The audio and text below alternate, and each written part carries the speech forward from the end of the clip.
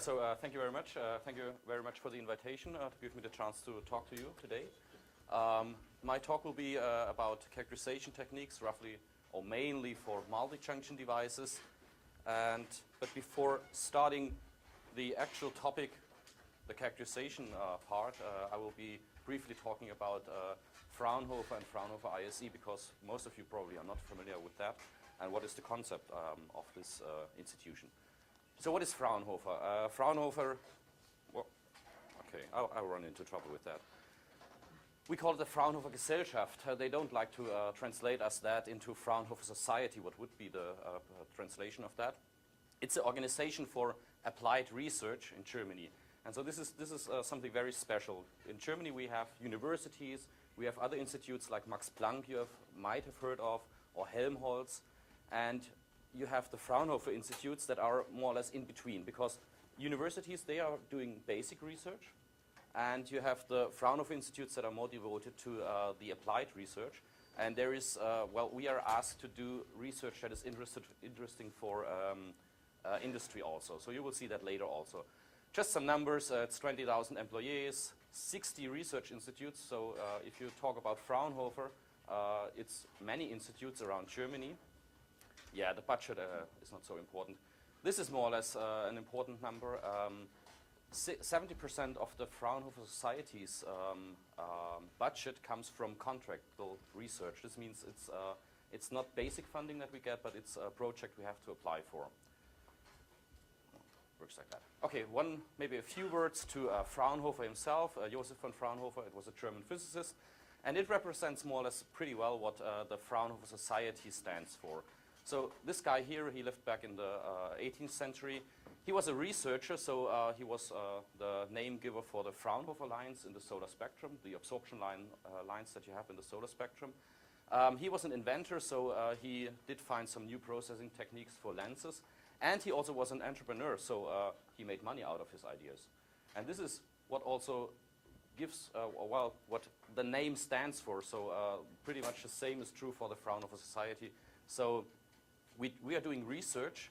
We try to find new ideas, and then we also try to do money with that. So license the ideas that we find to industry.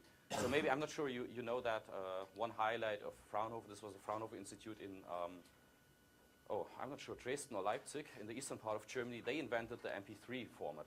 So, and this is actually one of the patents of Fraunhofer that really gave us a lot of money. Just a map of Germany, and you see these are the spots. In each spot you have one or several Fraunhofer institutes. So they are spread more or less all over the country. 60 institutes. We are located here in the southwest in Freiburg. You have Munich here. You have Berlin here, just for orientation.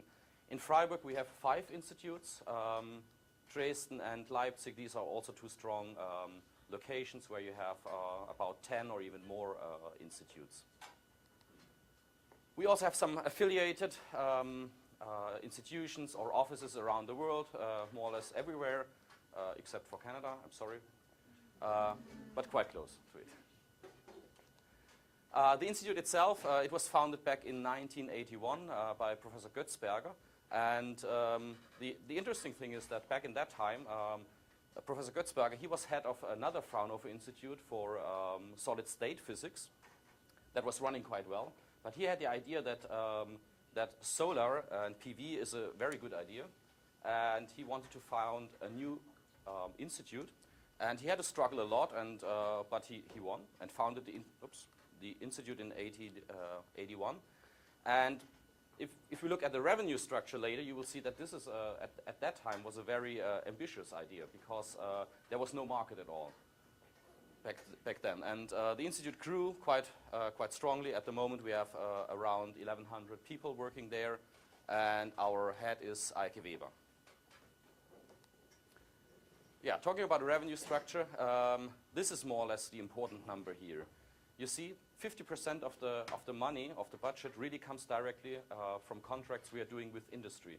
So this is the difference to universities, really. We are required to have an income from industry that is around 40%. And imagine back in 1981, there was no market, there was no PV industry, so it was a big struggle for Professor Götzberg to really establish the institute, to keep it running. Several times people asked him to close the institute, but luckily he didn't, and so I'm here. Looking at that, our institute itself, we have a very small basic funding of around 5%, and all the rest is money we have to apply for. So it's federal and European Union research projects, but these are projects we have to apply for. We have to compete with other institutions applying for that, and we are required to have an industry share of around 40%. Our administration and head of the institute is very proud that we reached 50%, but I'm quite sure that this number will also change again. Yeah, this is a number, well, the budget, all the people, I don't know, just to give you an impression how the institute grew over the last years. So this is 2005, 2006, where actually Eike Weber joined the institute as the head of the institute. And since then, in the last 5-6 years, more or less the institute grew by 100%, just to give you an impression. It's a quite strong growth that goes along with the PV market, more or less, but also, of course, places some challenges because you need space for all the people, for the equipment. It's not very easy, actually. This is an overview of the staff. So these are numbers from December. I'm pretty sure that at the moment we are quite close to the 1,200 because it's growing all over. And very important, if you cut it like that, you will see that half of the people working at the institute are really students. So it's 150 PhD students, 100 master students, scientific assistants. So these are students that do their studies at university. They join us for some hours per week and do some work for us. And this is actually also the way I started at the institute. So this is the typical career that you do at our institute. You start as a scientific assistant for some hours per week. Then you do your diploma or master thesis there. You do your PhD thesis also at the institute, and then you end up in this part of the cake. One important information also, we are not in university, so this means that these PhD students, master students, they do their PhD or master thesis at our institute, but they are linked to another university, so they are backed up by the university and they get their degree from a university. So we cannot grant or give a master or a PhD degree. They perform the work there, but really the degree they get from a university. So this is an overview of the areas of business, how they call it at our institute. And you're invited to download the annual report if you want to have more information about the topics we're dealing with. The important thing here is you have to imagine we are roughly 12,000 people, 1,200 people, and half of the people there at the institute, they work directly with photovoltaics or solar cells, which means that 600 people are dealing with something else, so not directly with photovoltaics. And well, this is, for instance, energy efficient buildings, so there are groups, they try to do work on how can you make buildings to save energy, applied optics functional surfaces, for instance, like holographic structures like that. Solar thermal is a very big and important topic. Then, of course, I would say the largest area, silicon photovoltaics. So roughly 400, 450 people are really dealing directly with silicon solar cells. The photovoltaic module system, I think that's clear. It's module technology and also systems, the inverters and stuff like that. Alternative photovoltaic technologies. This is actually the part where I'm also located in. So this is the concentrator photovoltaics. We have work on organic solar cells. And all these fancy stuff is located in the alternative photovoltaic part. Renewable power supply. This is also the group that looks at off-grid application of PV and PV application in third world countries, for instance. And also hydrogen technology. So there are people that work on hydrolyzers and fuel cells. So this brings me actually to the topic. I don't know, you can place questions whenever you like. And maybe we can stop in between the parts if you like, so just interrupt me. Otherwise I will talk forever. Yeah, what are we talking about? We're talking about 3-5 multi-junction solar cells, and basically there are two markets or applications for these cells. They come from here, from space, so these are a satellite and a satellite wing. This was where they were first applied. The reason was simply because they reach high efficiencies, and at the same time they are very irradiation hard. In space you have an irradiation environment with electrons, neutrons, protons that degrade your solar cell material, and the advantage of the 3-5s is that they are more radiation hard compared to silicon. But there is no way to really use these cells in a terrestrial application in a standard flat plate module, except for you are interested in winning the solar cell car race, and you can afford for it to plaster your car with 3-5 multi-junctions. But it's very expensive. So the idea, of course, is the concentrator photovoltaic application. You have seen that before. Replace the large area of the solar cell by concentrating optic and have a very small, tiny solar cell that you drive at a high concentration, and thus you save semiconductor material and thus cost. Our group, this is the 3-5 department. You might know Andreas Bett and Frank Dimroth here. We are roughly 50, 60 persons dealing with 3-5 solar cells and solar cell techniques. The areas we are dealing with, it's not only the solar cell characterization, which is represented by this picture. This is where my team is located. But the strength really is that we are dealing with everything. And the reason why was simply back in the 80s, work started on the development of solar cells, but there was no real market for the solar cells. So this is why people started to process cells and also do concentrator modules. And they were more or less working on everything that has to do with the 3-5 cells. And this is pretty unique at our institute, because usually you have groups, departments that are very specialized on one topic. So for instance, in the silicon photovoltaics, you have groups that really they are focused on the front-side metallization only of a silicon solar cell. You have other groups that look at the rear side or at the diffusion and stuff like that. So here really the unique thing is that we have more or less all these people working together in one department, in one group, and dealing with everything. So from the solar cell, the characterization, the material characterization, simulation, over the characterization of the cells to building modules and looking at production technologies. So this brings me more or less now to the main part really of my presentation, which is the characterization of solar cells in general, and more in detail the characterization of multi-junction devices. I will briefly be talking about standard spectra and air mass, then about the solar cell IV curve, and more important, the spectral mismatch correction. Why do we have to apply this? And then the main part really will be dealing with characterization of multi-junction solar cells. We will briefly talking about EQE, external quantum efficiency measurements, and what we call EQE artifacts, how you can recognize that. I'll be showing you how you can use electroluminescence to get information about the inside of the solar cell. We'll be looking at something that is quite similar to the spectral mismatch correction for single junction cells. How do you do a spectral correction for your solar simulator for a multi-junction device?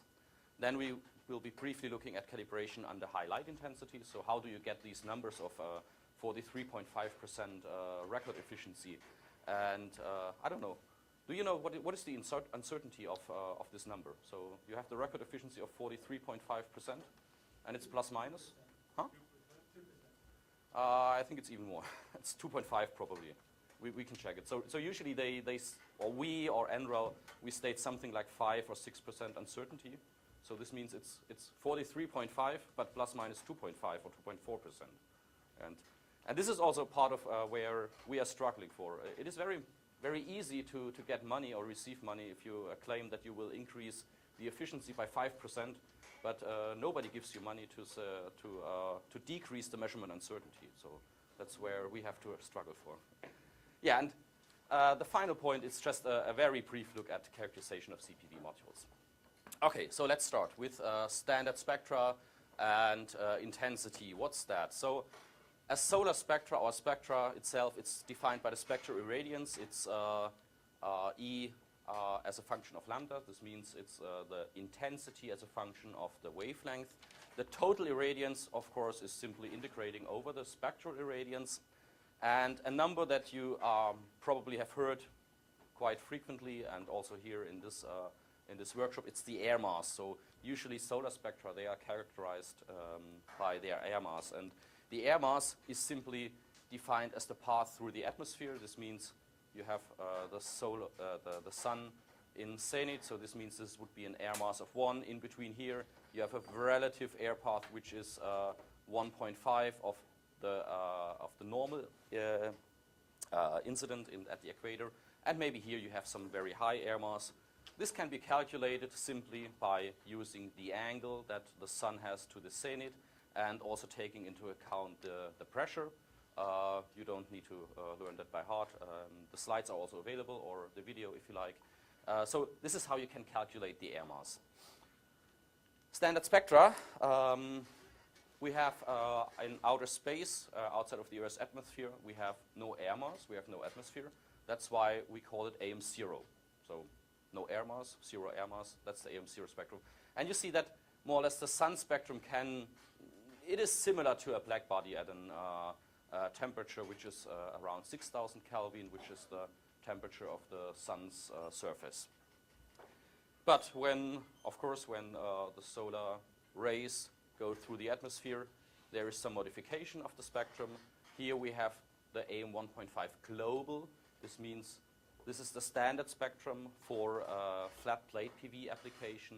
You have the full angle of view, so you get the direct light and the diffuse light, because flat plate or standard solar cells, they can use all components of the solar irradiation. And the direct spectrum, it's only the direct component. This means it's a solar disk and a small angle of view around the solar disk. It's typically plus minus 2.5 degrees around the sun. And you see that, the diffuse component, which is mainly due to scattering in the visible part, is missing. The modification, or the change from the AM0 to the terrestrial spectrum is mainly due to absorption, scattering, and depending on the angle of view. This is indicated here. You have the absorption bands in the infrared by water. You have the ozone effect in the UV. You have some absorption dips here, for instance. Please, just go ahead. Those water particles that are causing those dips, yeah, they're presumably in our atmosphere. Yeah. Then where are they scattering that light to if it's not inside the atmosphere? Maybe it's in a different place, but it would still be... No, this is really absorption. Okay. The water is really absorption. Okay. Yeah. So, and this is really like when you talk about outdoor measurements, and this is a topic that is not included here, but when you're dealing with outdoor measurements of CPV modules, these are multi-junction devices that are very dependent on the spectrum that really hits the cell, because you have a series connection of several cells. There you really have to take into account parameters that characterize your spectrum, and one parameter is the precipitable water. So how much water do you have in the atmosphere? Because this really pretty much influences these absorption bands. But it's absorption, mainly. Yeah, this brings me to standard testing conditions. Everybody's talking about standard testing conditions. Standard testing conditions, they are comprised of 3 things. This is the cell temperature. Usually this is linked or fixed to 25 degrees C. You can argue whether this is a meaningful value. Please, yeah. I'm wondering, why is nobody ever interested in AM1.0? Because surely there are applications near the equator. Of course. AM0 really is for space applications. No, 1.0. This is something I will briefly be talking about. Especially for multi-junctions, you have to check what is your performance of your cell when you change the spectrum. And this is very important when you want to establish something like an energy prediction model for multi-junctions. So you need a technique how to characterize your spectrum and how to characterize the performance of your cell dependent on the spectrum. But I will show that later. Yeah, so usually you have a temperature that is fixed to 25 degrees C. It's very questionable whether this is a very meaningful number, but on the other hand, changing it to something that is above it will lead to the fact that we will not have any more improvements in solar cell efficiencies for some years, because with rising temperature you have lower efficiencies. So this is why people stick with the 25 degrees C. Usually we have an irradiance we fix the irradiance for cell measurements to 1,000 watts per square meter. This means that what we do for concentrator photovoltaics, for the cell measurements, we take this direct spectrum that has a total irradiance of 900 watts per square meter, and we normalize it to 1,000 watts per square meter, and this we call 1 sun. And then we have the spectral distribution, that gives us the wavelength-dependent intensity. That for concentrators, usually we use AM1.5 direct, because concentrator cells and modules, they only, or at least the high concentration application, they have a small narrow angle of view, usually. Okay, coming to the next topic, this is the solar cell IV curve and spectral mismatch correction. The solar cell, solar cells usually, there are other solar cells, but mainly we will be talking about semiconductor-based solar cells. Here you have a 4-inch wafer, so 10 centimeters, with roughly 1,000 small, tiny concentrator solar cells. And usually, well, the way we look at the solar cell, it's a photoactive diode. And the diode itself can be described by this model here. It's a 2-diode model. You've seen that before in this week. So this is the dark IV curve in logarithmic scale. You can identify the parts of the IV curve that are mainly dominated by the different parts here in the equation. So you have the first part, low voltages, they are influenced by the parallel resistance of the solar cell. Then you have the dark saturation currents that influence the different parts of the IV curve. And finally, for high voltages, high currents, the IV curve is mainly influenced by the series resistance. So when we move now from the dark IV curve, plotted here, to the light IV curve, we simply add a current source. So in principle, to understand solar cells, this model here is sufficient for a lot of applications. It's simply, you have some diodes, you have some resistances, and you have a current source. You put them together in an electric circuit like that, and you will be able to describe more or less a lot of things. So this means adding the current source simply means adding the photocurrent here. You've seen that before this week. And in photovoltaics, usually we plot this IV curve not in the 4th quadrant, but we mirror it to the 1st quadrant, and that's where the IV curve in its old beauty is. We have here in black the IV curve, in blue we have the power voltage curve, and the most prominent parameters are also indicated. So here you have the JSC, that's the short circuit current density. Don't be confused about I or J. I usually is the current, J is the current density, but in principle it's only the area that is between. So it's a short circuit current here with this at a 0 voltage, so just short circuit the solar cell. Open circuit voltage, well, this is the voltage that your cell delivers without a current flow. And then we have the maximum power point. This is simply the maximum of the power around here. And you have the voltage and the current at this certain point. And also the fill factor, you've seen that before, as a measure of how well your solar cell operates as a current source. Because in principle, of course, you would like to have an IV curve like that, extract the maximum current at the maximum possible voltage. So this is a measure for the quality of your solar cell. Oops. Well, talking about a photocurrent, this brings me to another measure, which is called the spectral response or the quantum efficiency. The photocurrent itself, of course, is generated by many photons, by many different wavelengths. And the spectral response is the photocurrent versus the wavelength. This means you have what photocurrent do you get at a certain wavelength divided by the intensity at this wavelength. And this is how it looks like, more or less, the spectral response. A measure that is usually more often referred to, no, forgotten to mention, this is an important equation here. If you rearrange this equation, you will see that the photocurrent, the total photocurrent, oh, no, the photocurrent at one wavelength can be, that's wrong, sorry. Yeah, delete this lambda here. So the photocurrent under a certain spectrum can be represented as the product of the spectral response times the spectrum and then integrating over this product. This is a quite useful relation, actually. Something you also know and which is more often plotted probably is the external quantum efficiency. And the reason is simply because the external quantum efficiency is a measure that is not dependent on the wavelength itself. You can see that the maximum EQE, this means every photon that hits your solar cell at a certain wavelength generates an electron that can be measured with the external current. This means it's an external quantum efficiency of 100.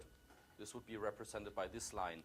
And the line that represents the maximum possible spectral response, so each photon that hits your solar cell generates a current, generates an electron that can be measured in the current. This is represented by this line, and you see that it is increasing with the wavelength because the spectral response has the energy in here, so it's dependent on the wavelength. And thus, the external quantum efficiency is a better measure to compare different solar cells, because you don't have this. You don't have to screw up your mind by taking into account the intensity. Of course, these two measures can be recalculated. So this is the EQE, and there are some relations in between. So this means you can, of course, calculate spectral response to quantum efficiency or quantum efficiency to spectral response. It's not too complicated, and usually what you have to remember is this number here. And then you can recalculate quantum efficiency to spectral response. Okay, why do we need the spectral response, or why is it important? Here I've just plotted some curves of spectral responses of different reference solar cells we use at our calibration laboratory.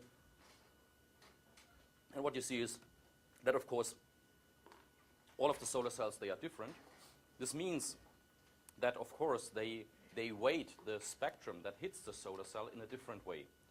And this means if your spectrum that you use with your solar simulator is not the perfect reproduction of the sun, of the reference spectrum, they will give you a different answer depending on the shape of the IV curve. And this is why we have to do a correction. And this correction is called spectral mismatch correction, and should be the one that comes now. So this is a brief how we can derive the spectral mismatch correction. Where we start from is we start with this ratio here. This is the current of your test device under the simulator. And this is the current of your test device at standard testing conditions. And of course, later, what we require is when we want to calibrate a solar cell, we put our solar cell under the simulator, and we require that this ratio here equals 1, because we want to have the current under the simulator to equal the current under the reference spectrum. It can be represented by these two integrals. We can do the same for the reference cell that we use, because usually when you measure a solar cell, you take a reference solar cell that has been calibrated by NREL, or in Germany it would be the PDB, which is the comparable institution to NIST in the States.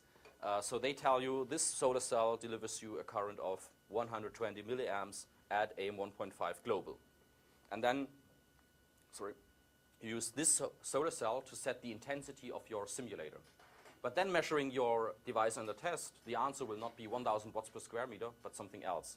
And so this is the correction that we just derive. How do we adjust the simulator?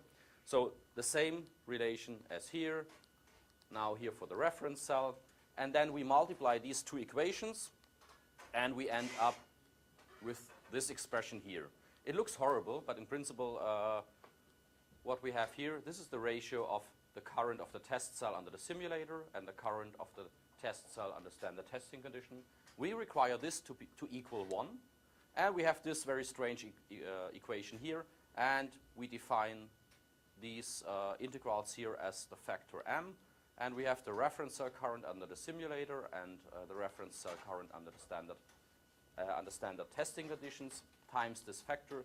And what we see is if we require this to be 1, we have to set our intensity with the reference cell with this equation. This means you don't adjust your simulator to the value of 100 milliamps I was mentioning before, but you adjust your intensity with the reference cell to a value that differs from this 120 milliamps by 1 over the mismatch factor.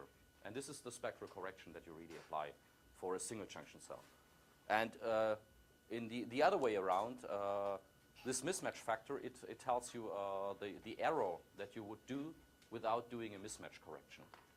And what you see here, in principle, if you had a mismatch factor of 1, this would mean that no spectral correction is needed. And there are 2 cases where you have a mismatch factor of 1.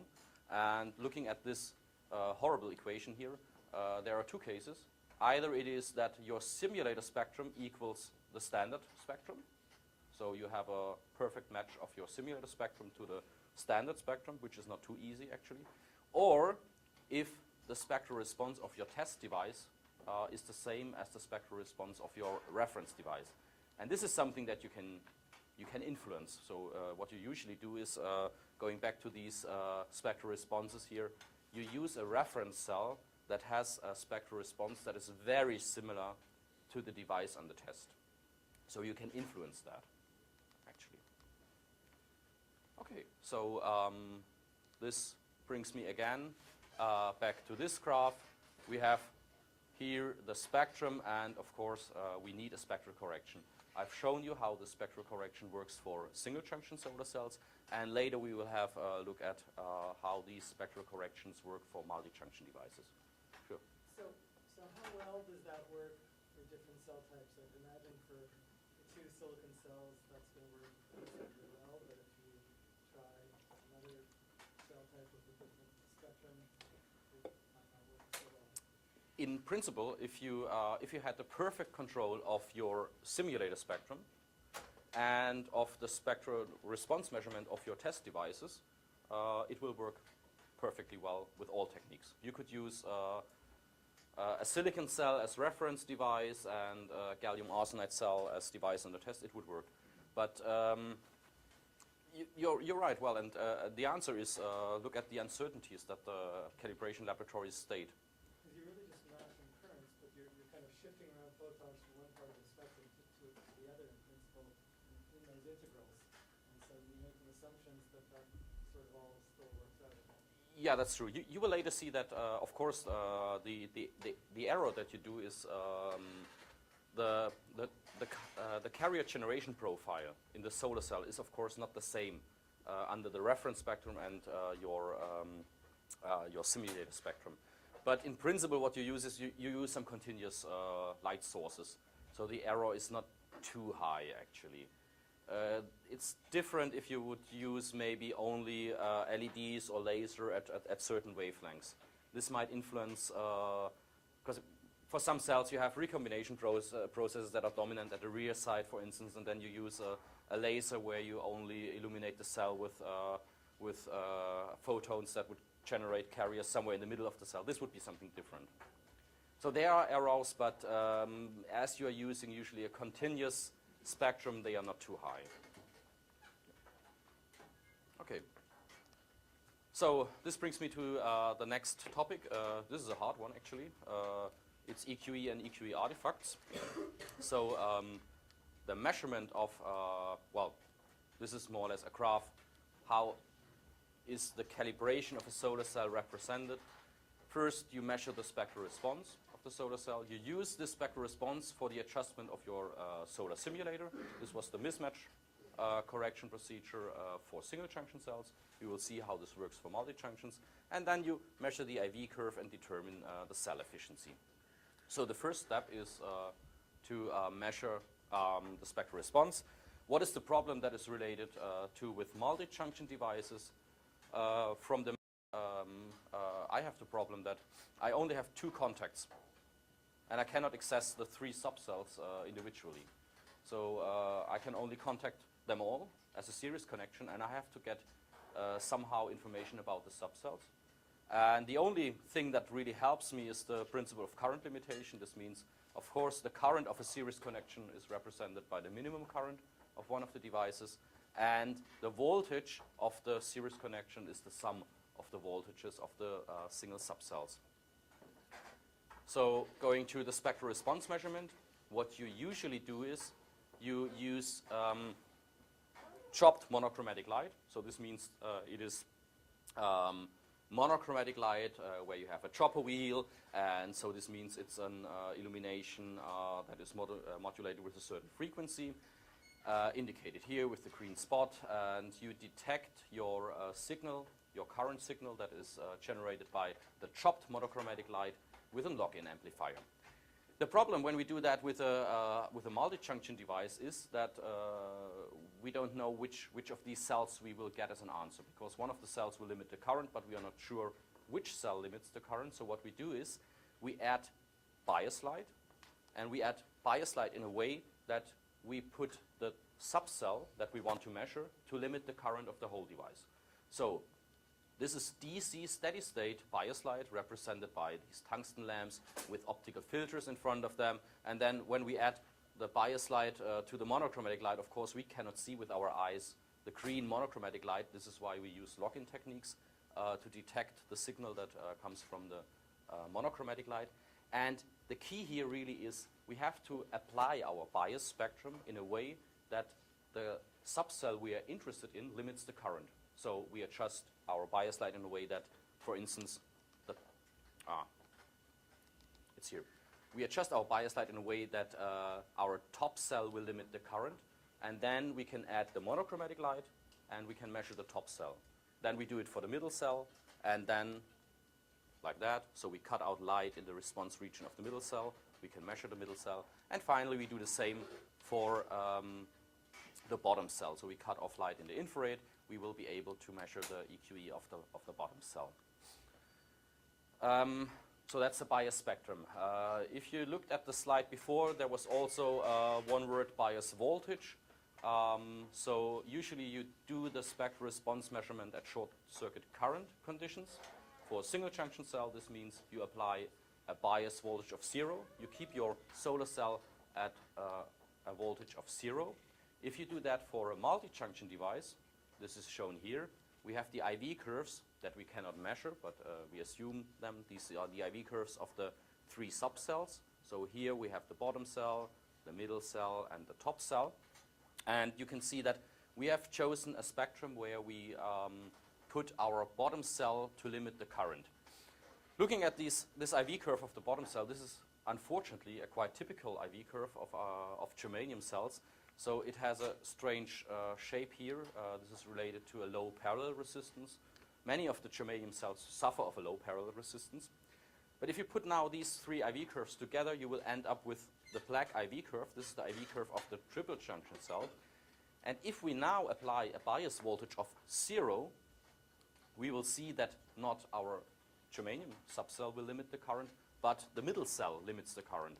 And only in this area here, really, simply connect the IV curves in series, it's simple electronics. Only here in this area, our germanium cell will limit the current. And this is the key, or the point why you have to use a bias voltage also to measure multi-junction cells.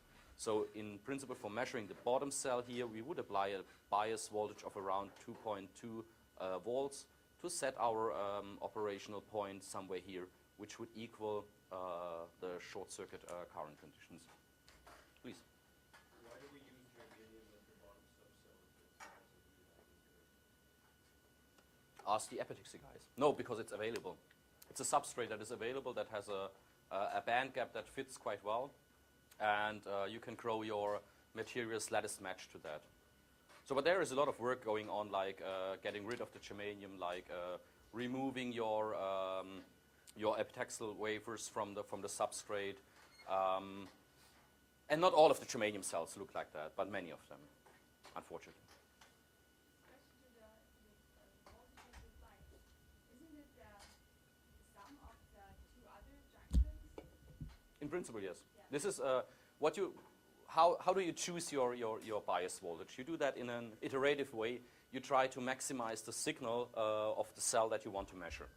We will see that later. In the working condition, the cell would see this voltage produced by the other cells. Yes. How you put that under bias and the This is actually also a very good question. For the 3.5s, luckily, we do not have a strong influence of the bias voltage or the point on the IV curve here. If you measure this blue top cell, for instance, okay, it's not limiting the current, but assume it would limit the current.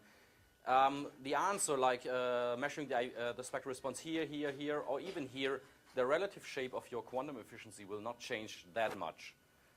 This is, for instance, for amorphous silicon, I know that they have the problem that really the spectral response very much depends on your bias voltage also. And this means that your photocurrent or the wavelength dependency of the photocurrent is strongly depending on the point on the IV curve. And this would mean that you have to readjust your spectral mismatch correction depending on the point on the IV curve, which of course is quite a pain. So we are quite happy that we do not have to do that. Sorry. What's the spot size of the probe light that you use? Because presumably if it's too small, it'll be sort of on a grid finger or Yeah. like that. So how big is the probe light? It's depending on the measurement setup. So the setup that we usually use for multi-junction devices, I've skipped this graph here. It's a grating monochromator setup.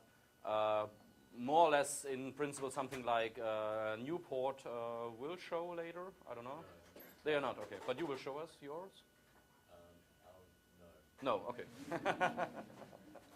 Okay, it's based on the generation of the monochromatic light by a grating or different gratings. You could also use narrow band pass filters to generate the monochromatic light. And it's depending on the measurement setup. So what we use with this setup is we use a monochromatic light spot that is roughly smaller as the cell. So if it's a 2x2 centimeter cell, we would use a monochromatic light spot that is maybe 1.7 by 1.7 centimeters. If we have a tiny concentrator cell with 2 millimeters, we would use a spot size of 1.5 millimeters. But that's, yeah, you have to really assure that. And especially when the reference device that we use is usually a silicon solar cell with 2x2 centimeters with a grid finger spacing of, let's say, 2 millimeters. And then we have a monochromatic light spot that is 1.5 millimeters. And then really what you were mentioning, like it's depending on where you place this light spot. And also you have to imagine these gratings that rotate in the monochromator. They will also influence the location of your monochromatic light spot by a few micrometers. This means that this monochromatic light spot will move on the reference cell. And what we do there is that we usually, when we have such a small light spot and a large reference cell, we defocus the light. So we move our measurement chuck further away, and then we have not this very sharp focused spot, but we have a widened spot. So we illuminate a larger area of the cell, and more or less we have several grid fingers on that. But that's a very important point, actually. Yeah. Okay, so we were here, the bias voltage, and this should bring me to something here. Why doesn't the bottom cell limit the current? This is because we have adjusted our spectrum in a way like that. For the measurement only. We apply a bias spectrum, the black line. This is the bias spectrum that we apply, and we simply filter out the light in the response region of the germanium cell. So usually in normal operation, this cell here has an excess current of, let's say, 30%, around that, under usual operating conditions. But for measuring the spectral response, we have to adjust the bias spectrum in a way that it really limits the current. So we do that by because we want to measure it.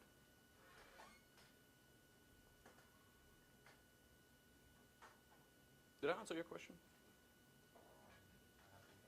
Okay. Yeah, please. How do you ensure, when you measure the middle cell, that you really use the right physics? Again,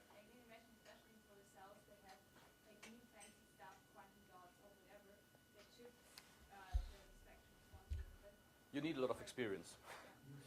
No, that's really the, yeah.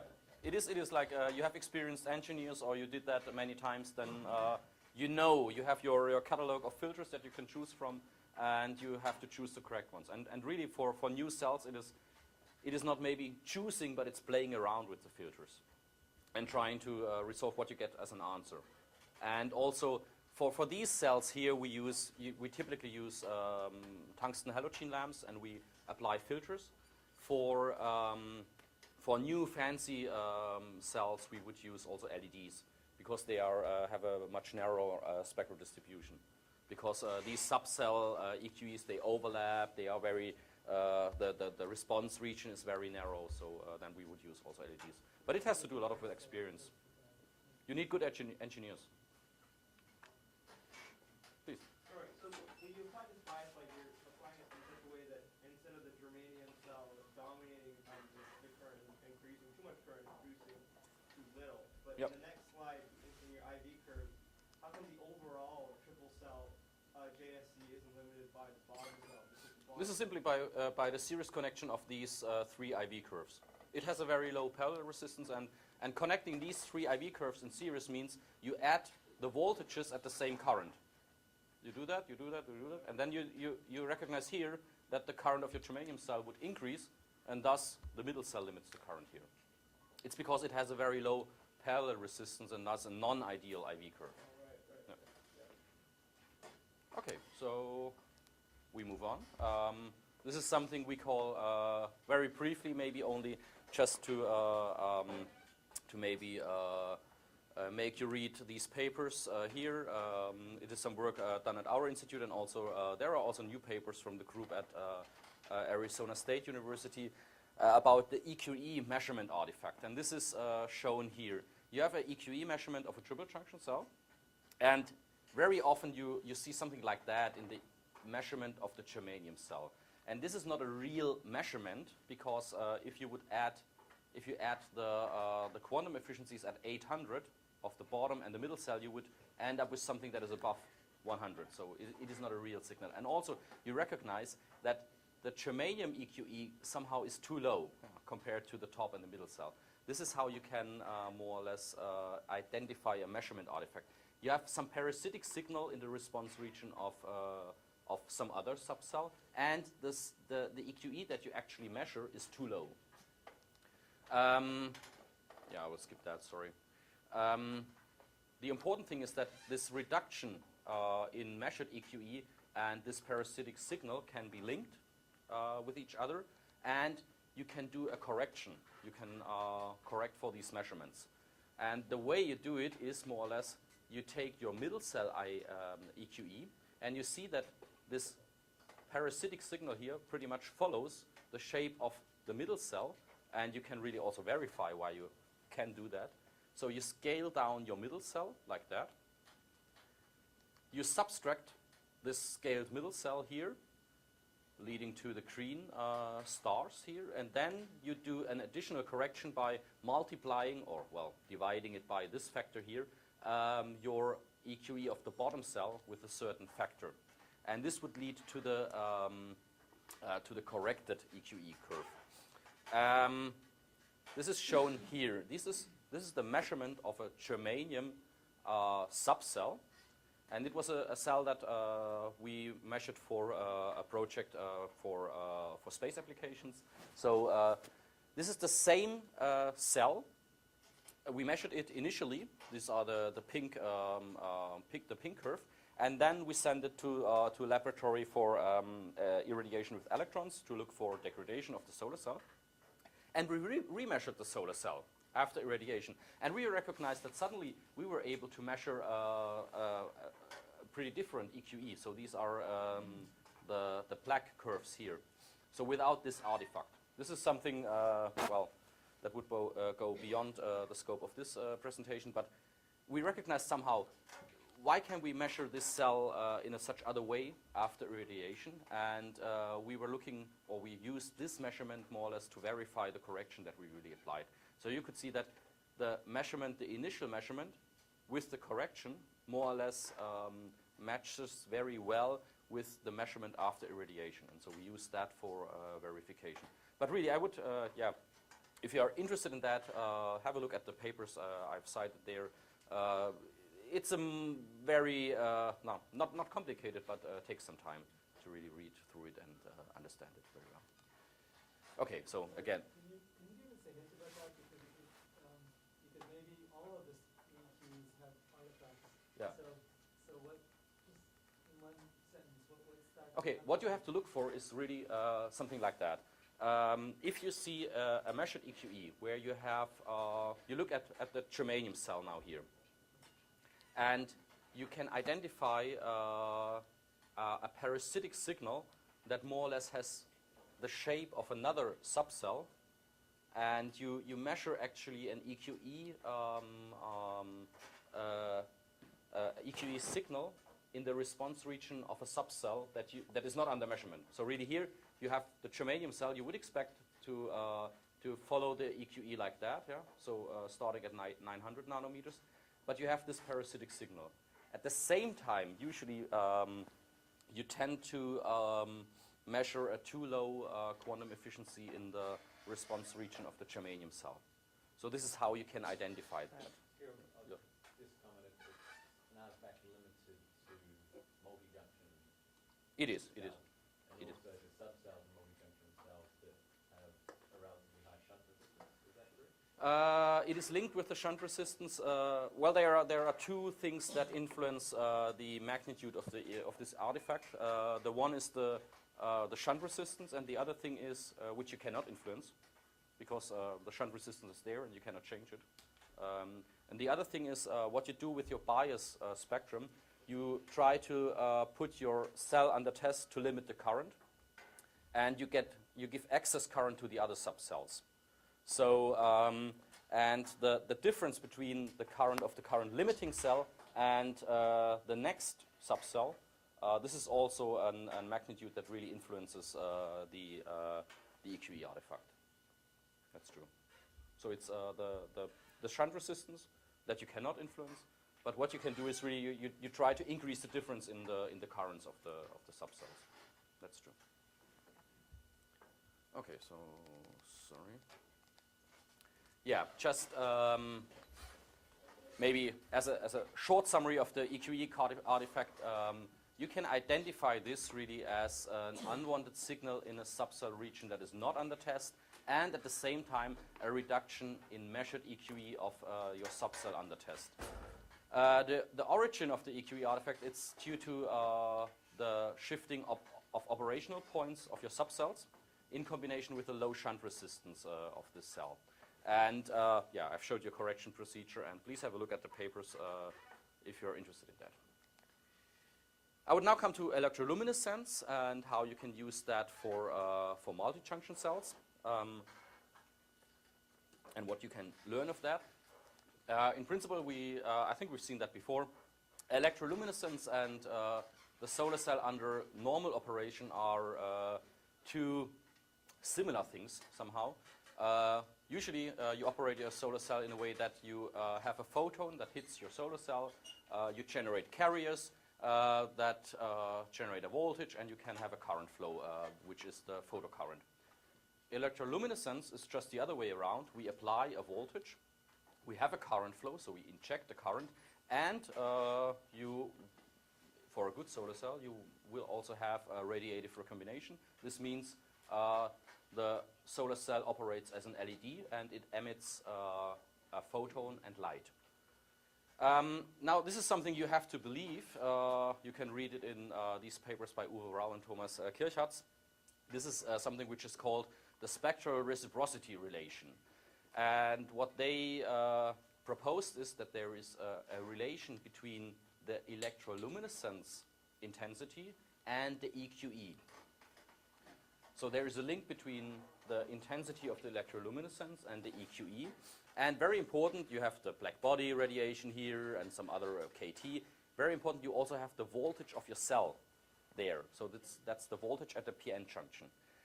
And you can solve this equation for the voltage, and you will see that the voltage then can be derived as a function of the electroluminescence signal at a certain wavelength and the EQE at a certain wavelength. And there is, don't worry about this constant here. You have to calibrate this. But in principle, the message really is that there is a link between the voltage of your solar cell and the electroluminescence intensity and the EQE. EQE. Sorry. Does that apply for silicon as well, or is that just for? It's also true for silicon, but for silicon, what you will see in the next slide, the use is not, or this special use is not really that. It's not that useful because what we want to do here is we want to determine the internal voltages of the subcells. Imagine you have a series connection. Yeah, you measure a voltage of 2 volts. But what is the contribution of the top, of the middle, and the bottom cell? Is it 1, 0.5, 0.5? Is it 1.2, 0.4, 0.4, or whatever? So this is actually what we want to do here. If you were measuring the EQE of a silicon cell and you weren't sure of it, could this be a useful method to kind of verify the EQE? No, not really, actually, because this is really a link between, to determine here, to determine the voltage. And for the silicon cell, you can simply measure the voltage. So there's no use of this. Electroluminescence is a very useful tool, but what we use it for here, this is really only useful for multi-junctions, I have to say.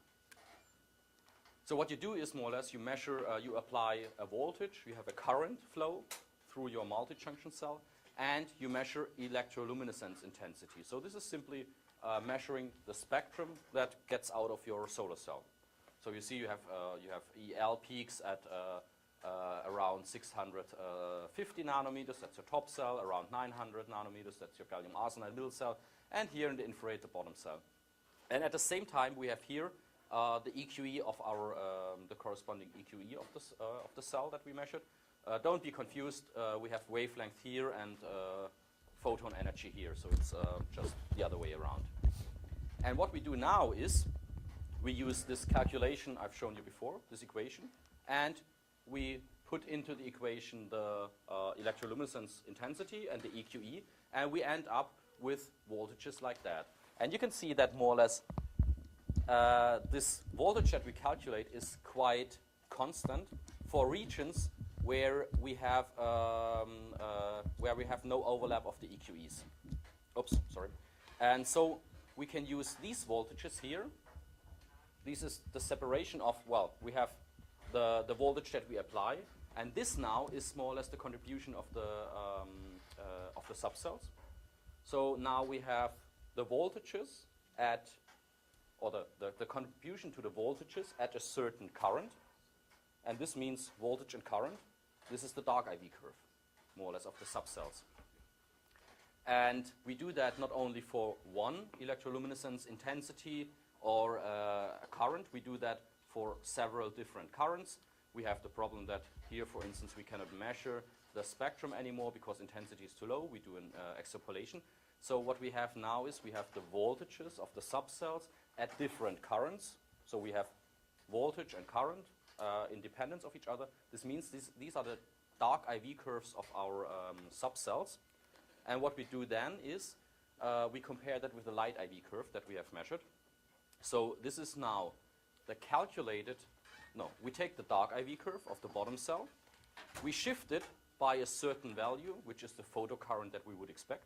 We calculate the photocurrent taking the EQE and the spectrum, which is the AM0 spectrum, and we end up with a photocurrent like that. So we shift the IV curve to here.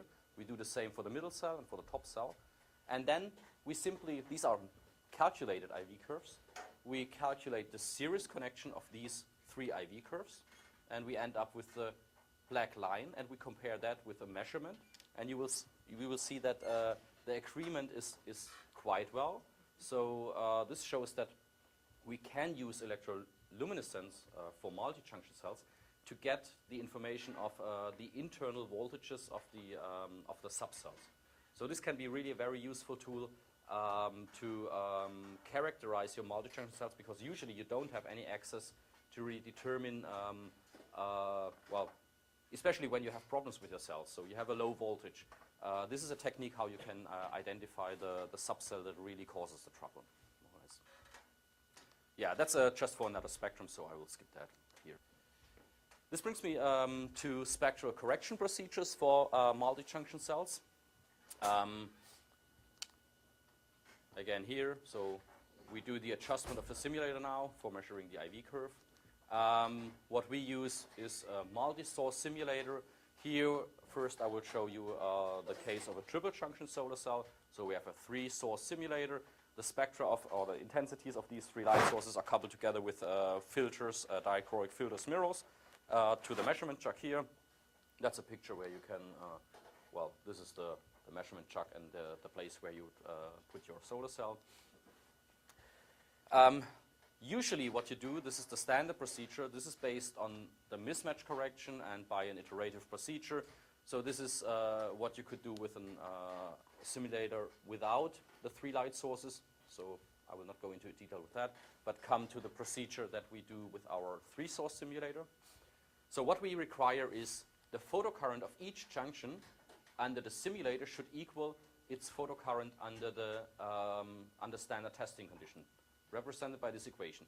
So the current of each junction J under the simulator should be the current of this junction J under standard testing conditions.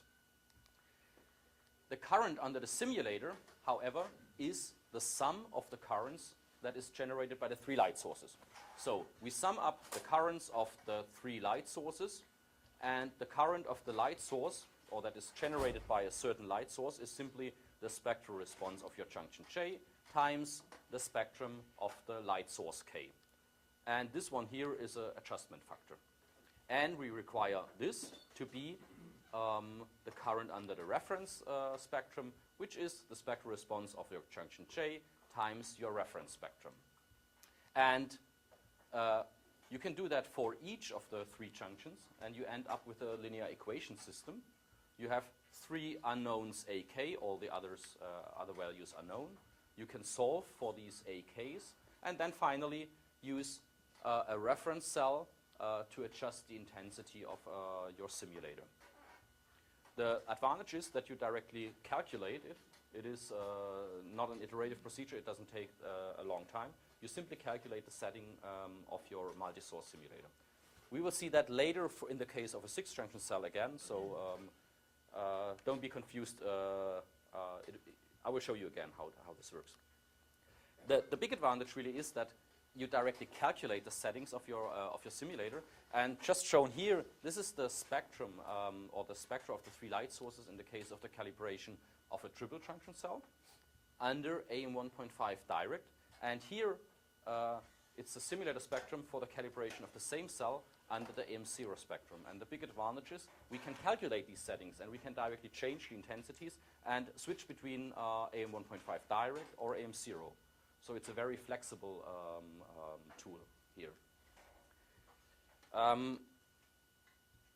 Very briefly, before coming to the 6-source simulator and spectral correction procedures for 6-junction cells, spectrometric characterization, this goes back to the question of the AM1.0 spectrum. What is a spectrometric characterization? This is a characterization tool that we have developed to retrieve the information. How does your multi-junction device react when you change the spectrum that hits the solar cell? And what we do is we start from standard testing conditions. This is the IV curve at standard testing conditions. These are the currents of the cells in relation to their current under the standard testing conditions. So this means at standard testing conditions, the current of the top cell equals the current under AM1.5 direct. Same is true for a middle and bottom cell. This does not mean that all the 3 currents are exactly the same. So it's not 10 milliamps, 10 milliamps, 10 milliamps, but it means this is 10 because it's 10 under the standard spectrum. This is 12 because it's 12 under the standard spectrum, and this is maybe 20 because the bottom cell has 20 milliamps under the standard spectrum. So it's the ratio of the current, the actual current, to the current under the reference spectrum. And what we do now is we change the currents of 2 of the subcells, and we keep the 3rd subcell at a constant value. So we decrease the current of the top cell and at the same time increase the current of the middle cell. And we plot the IV parameters on this graph here. We can do the same going into the other direction, increase the current of the top cell and decrease the current of the middle cell. And then we end up with a plot like that, which we call spectrometric characterization. And now we have the IV parameters of the solar cell over an x-axis that corresponds to changes in the spectrum. And the goal really is now, how can we link these numbers here, or what is indicated by these colors here, to real conditions. So now you want to identify where is now your AM 1.0 spectrum here on this axis. It will be somewhere here because it's a blue-rich spectrum. And also you can, this 1.0 corresponds to AM 1.5 direct. You can identify spots where you have the AM0 spectrum or outdoor spectra. So you can use this technique also to as a tool to characterize outdoor spectra and the influence on a concentrator solar cell, for instance. Okay, we will now come very briefly to spectral correction procedures for 6-junction cells. I've shown you more or less, we can characterize something like that, a triple junction cell with our 3-source simulator. So how do we do that for a 6-junction cell? The answer is we need a 6-source simulator because we have 6 subcells. The way we have realized that is we do not use 6 independent light sources, but we use 1 light source, but we couple out the light at 6 different spots of the flash bulb. So we form 6 light channels.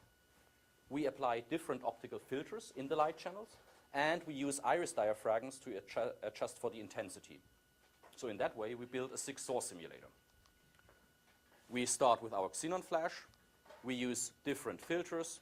These are stacks of, I don't know, between 2 and 5 filters to modify the spectrum or to separate the spectra of the light channels.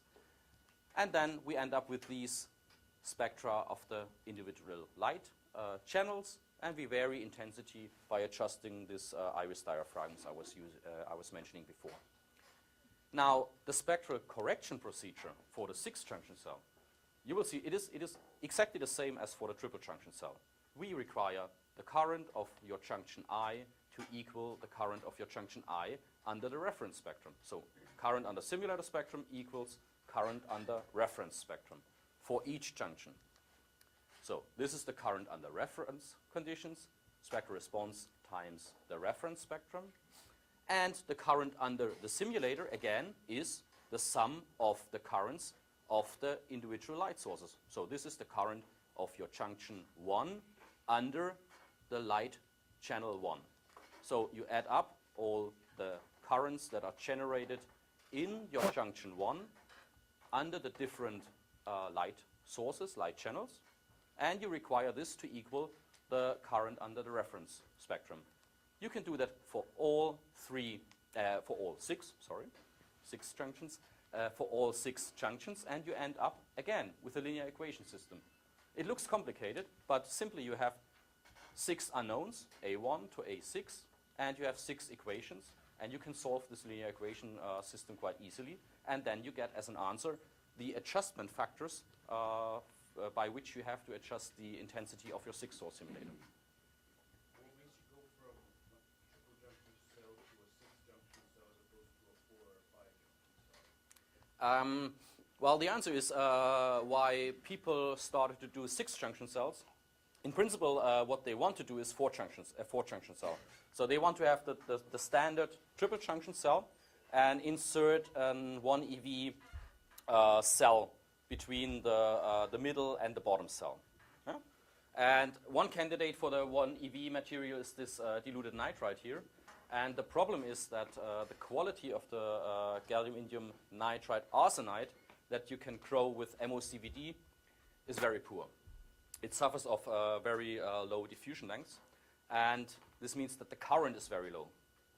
So the current of your 4-junction device would be limited by the 1 EV cell, and that's why people started, okay, the current is too low, so we could lower the overall current of the device by splitting the top cell and the middle cell into 2 cells, because then more or less your current also is divided by a factor of 2. That's the reason, actually. So in principle, this is an intermediate step to go to an 4-junction cell, actually. Okay, this is how it looks like. Again, the simulated spectrum and the spectrum, the reference spectrum. And this is more or less the verification of the procedure we did, so I will not spend too much time on that. Just to show you an IV curve, and still you see this is a measurement of a 6-junction cell under AM0. You see that the efficiency still is pretty low, and the cell suffers of quite some parallel resistance. So these are cells that are under development and at a very early stage still. Okay, calibration under high light intensities. What we have talked about up to now, these were all measurements at 1 sun conditions. And in principle, the same applies for measurement under high light intensities. The problem, however, is that usually what you have is you have a flash bulb and you want to do a measurement with a spectral adjustment also. So here it's a flash with a shape of intensity versus time, and usually you use some stable plateau in time where you do the IV sweep. Here it's in 1 millisecond, indicated by the red part. The problem is we cannot adjust the spectrum because we only have 1 flash bulb. What we can do is we can influence the spectrum a bit by choosing different flash bulbs that have maybe different age. We can adjust a bit the flash charging voltage and thus in that way also influence the spectrum a bit, but we cannot do a real adjustment of the spectrum. And up to now what we did is more or less, well, we had lattice matched triple junction cell. Forget about the bottom cell because the bottom cell has a high excess current, and we look for the top and the middle cell to arrange the ratio of the currents of these 2 cells. However, now people are working on new cell concepts where your bottom cell is more or less current matched to the other 2 cells. So we really need this adjustment, this free flexibility also for measurements under concentration. What we did is we started with this equipment here. This is a simulator that was built by the Joffe Institute in St. Petersburg.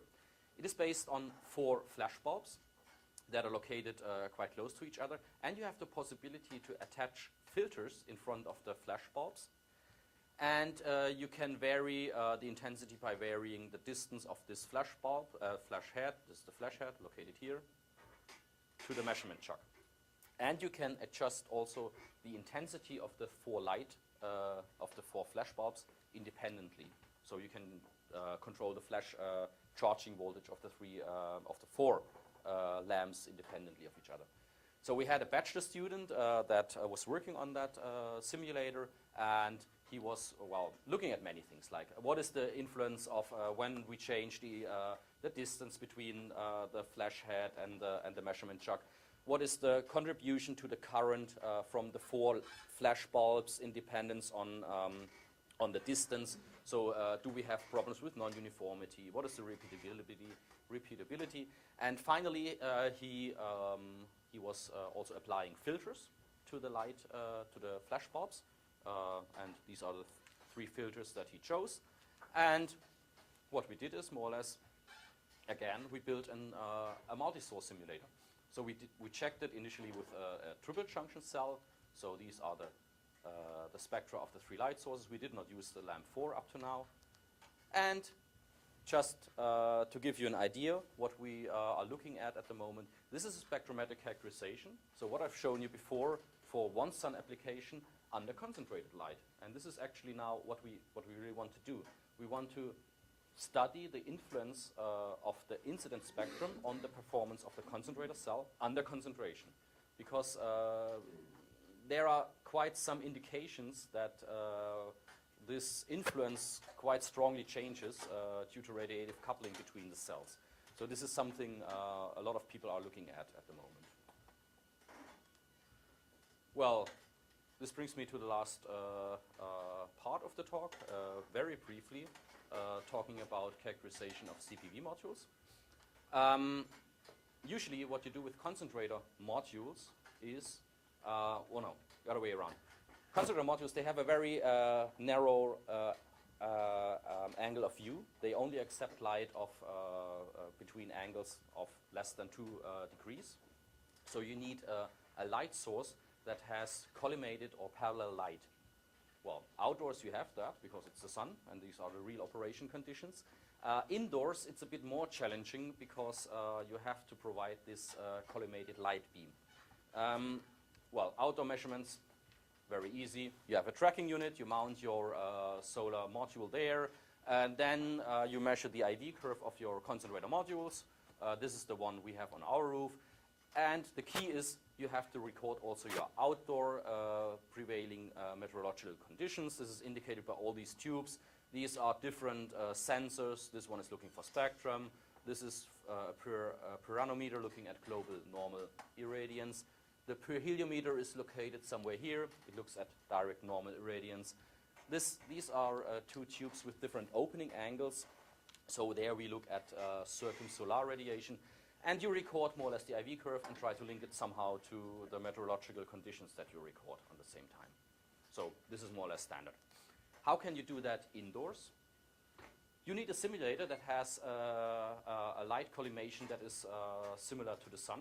So what you could do is you use a flash bulb of that size and you simply increase the distance. The further away you go, the smaller is the angle of view, or more or less the angle under which you see this light source. For a concentrator module, for a normal concentrator module, this would unfortunately mean that you had to move away, or you have to have a distance of 120 meters, which is unfortunately in our laboratory a bit complicated because it's not as big. So what we do is we have to use another way to generate parallel light. And this is indicated here. We use a parabolic mirror. We place a flash bulb in the focal point of the parabolic mirror, and thus we get as an answer parallel light. It's just the reversion of the path of the light, because placing this parallel mirror in the sun, so we have parallel light that hits this mirror, we would end up with a light spot here. And then we just do it the other way around. We place the light source here, illuminate the mirror, and we get as an answer parallel light. Or, well, it's not exactly parallel, but the angle of view is conserved. And of course, this drawing here is not to scale because the flash bulb is only 6 centimeters. This here has a diameter of 2 meters and the focal distance is 6 meters. And you can calculate, or you can believe me, or trust me, that calculating the angle of view, you will end up with a number that is around 0.3 degree, which is also the angle under which we see the solar disk here on Earth. It's 0.27 degrees. And we took now 2 pictures of the flash bulb. The first is we placed our camera here at the spot of the mirror, and the second picture we placed the camera here at the spot where we would measure the CPV module, looking at the light that was reflected by the mirror. And what you can see is that more or less this is the direct photo, so directly at the position of the mirror, and we have an angle of around 0.3 degree, which is conserved when we move to the point where our CPV module would be located. You see some modification. This is due to the reflective foil that was used on the mirror, but you can see more or less we have now a light source with a very small collimation angle, and we can use that for the characterization of CPV modules. And I say characterization because this is still something that is under development, so the procedures for the measurements of CPV modules, I would not dare to call it a calibration because, well, we can do measurements. And they are not too far away from outdoor measurements. What you see here, this is the IV curve of a module measured outdoors. This is the IV curve of the same module measured indoors with our simulator. We try to adjust the intensity to the same value. And comparing the 2 IV curves, you will see that outdoors we have a lower current and a lower voltage and a higher current. And this is simply due to the temperature of the solar cells. Because indoors, we only have illumination with a flash for some milliseconds, so there is no heating of the cells. But outdoors, you have a continuous illumination by the sun. And this means that your solar cells will, of course, be heated up to something like 50 degrees. Please. So in your opinion, what is the standard way to measure a module? Is it indoor on a flash system or outdoor? Because if you're trying to compare performance between modules, what would be the standard At the moment, this is a big discussion that Richard and me we have also in the working group 7 of the ISE. At the moment, I would say that all the measurements are really based on procedures for outdoor measurements. So the procedures for indoor measurements are under development, I would say. What we did here, more or less, well, now we have these two IV curves, and what we did is we used a fan to increase the temperature of the cells. So we had a fan that blew hot air on the rear side of the module to simply increase the temperature of the solar cells, and then compare the IV curves. But it's a difficult question. I mean, what do you do with flat plate PV modules? You measure them indoors at 25 degrees C, and you use this as your kilowatt peak. It has nothing to do with real operation. So it is really, I think it goes back to what you're interested in. Is it some definition of peak power that you can use for comparing different modules, or is it really an energy rating, like the energy you will get at the end of the year?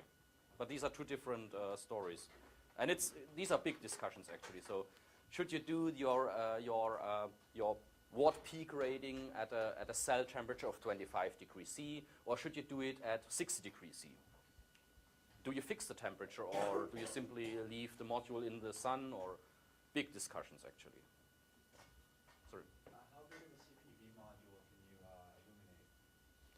Well, it's limited in our case. It's depending. Outdoors we can use as no, indoors it's limited by the size of the mirror. And well, so usually what we have a 2 meter in diameter mirror, and usually we have the flash bulb in the focal point. So it's 1/2 of this mirror, more or less. You could also use the simulator in an off-axis configuration, like moving the flash bulb out of the focus.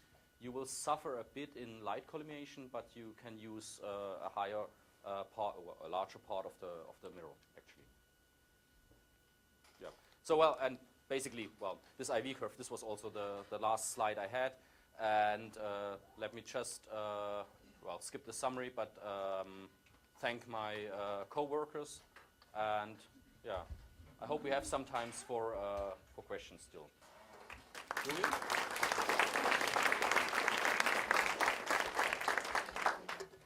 Thank you very much, Gerald. Very interesting. I think we do have a bit of time for a few questions. So. Please. What thing is always the relevant to the industry? So is Fraunhofer sell its discoveries and products or advancements and services to any industrial partners? Of course.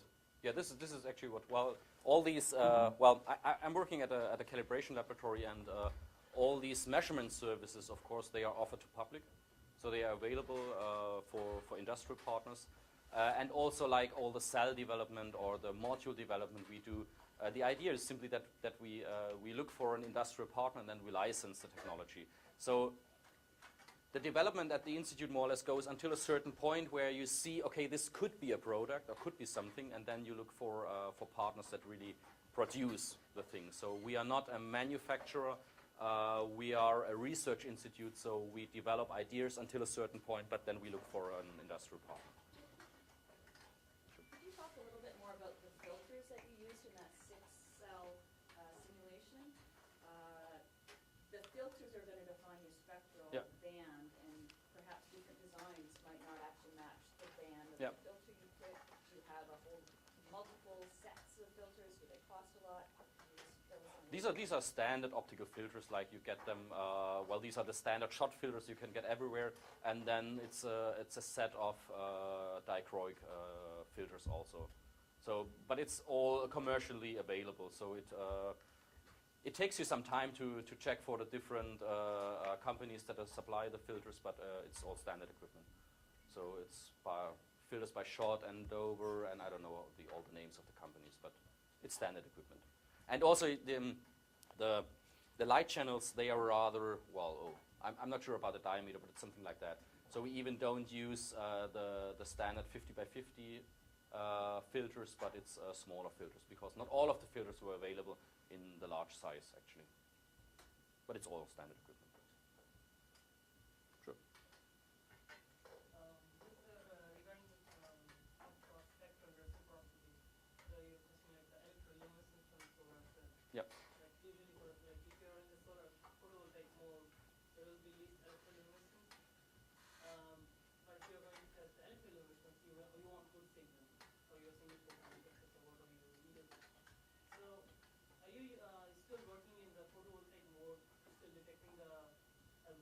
electroluminescence, or you go into the LED zone and detect the electroluminescence.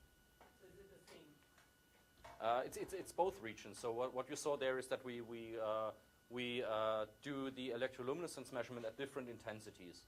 So it's and the problem is the LED region more or less is the region that is quite easily measured because the signals are high, and then you get into trouble when you go to lower intensities. And we have at the moment we have an actually it's a postdoc that. Well, because this was work that was more or less performed by a master's student and together with a PhD student, and now we have a postdoc that really looks more into detail of all these things. So how can you, well, these measurements, they were done by putting together the equipment and just doing the measurements. So we now are working on setting up a real measurement setup to look into detail with that. But yeah, it's more or less all intensities you're interested in. Maybe one more question, if there is one. So when you split the light source to 6, does the intensity decrease? Yeah. So the question was when you split up the light source into 6 channels, if the intensity decreases, and the answer is yes. So the problem really is like. At the beginning, we thought when we constructed that simulator that we could also use it for measurements under concentration. At the end, it turned out that we were quite happy to reach AM0 intensity, but no higher intensities. Of course, you lose a lot of intensity. That's true. So you should change your spectral response, not for the previous one. You should change the new spectral response, which is the lower intensity. It's not the AM 1.5 anymore. You could do AM 1.5 direct measurements also. This was initially because the cells, the 6 source cells, 6 junction cells, they are developed for application in space. So that's why the measurement was done at AM0. But you could easily also measure it at AM 1.5 direct, because the terrestrial spectrum has a lower intensity compared to the AM0. So, and removing intensity is always very easy, in contrast to adding intensity. And so you need the 6 standard devices for the... In principle, you could use one reference cell, but in principle it's better to have reference cells that have a narrow response region. That's true. So you not necessarily require 6 reference cells, but it's beneficial to have them. Okay. So we could all just thank Gerald one more time.